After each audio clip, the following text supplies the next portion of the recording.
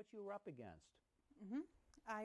Around the age of 8, I started to develop an irrational fear of vomiting. Yeah. Every year it got worse until the point I was 25 when I had my daughter, and kids throw up all the time, and she was not, an exception to that rule, and it paralyzed me. It took away every feeling I had of a mother because I had to run from her being sick. Right. And then it got to a point where even when she wasn't sick, I was worried about her being sick. You began to anticipate the problem, didn't you? Every second of every day. And it had to stop. And so I found you, and ever since I was 8, I'm better now.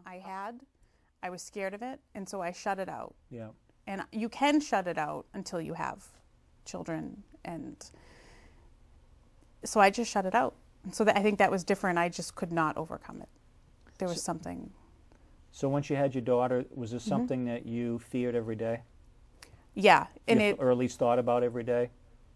When she was about a little less than 1, she had just one of those stomach viruses, and from that moment on, I feared it every day.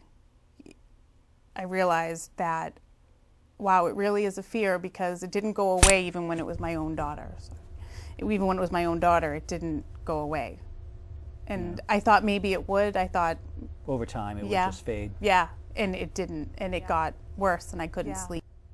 I'm sure there were occurrences when she got sick. Yes. What did you do? I gritted and bared it. Yeah.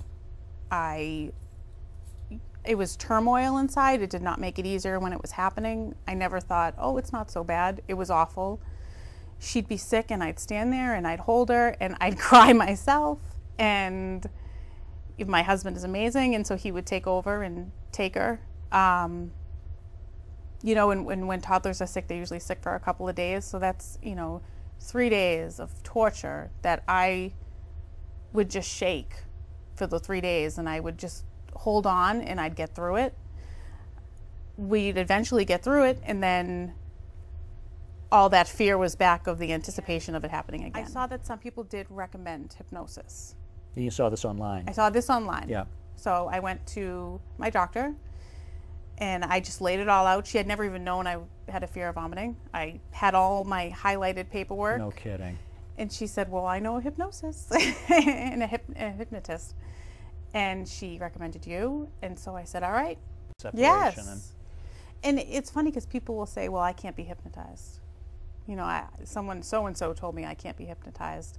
And so then I don't think you're really doing the hypnosis that you do, because you're not hypnotized. You're just learning to ground yourself. And so I think that was part of my fear too, was I don't like to give up control, so he's not even going to be able to do it. I'm just going to sit there, and I'm not going to be able to. It's almost like a stubborn. That's what you thought going into it? Yeah. What would you say to somebody who was considering using hypnosis? Oh my gosh, to do it. As if we don't know what you're going to say at this point. I said to you at that 3rd session, I said, I don't know why employers don't bring you in. Require it, right? And just have everyone do it. Because it just puts you in a different place. And so why not be in that different place? Right. If your problem is bothering you, then fix it. Fix it. Just That's like you simple. did. Yeah, that is how simple it gets. Beautiful.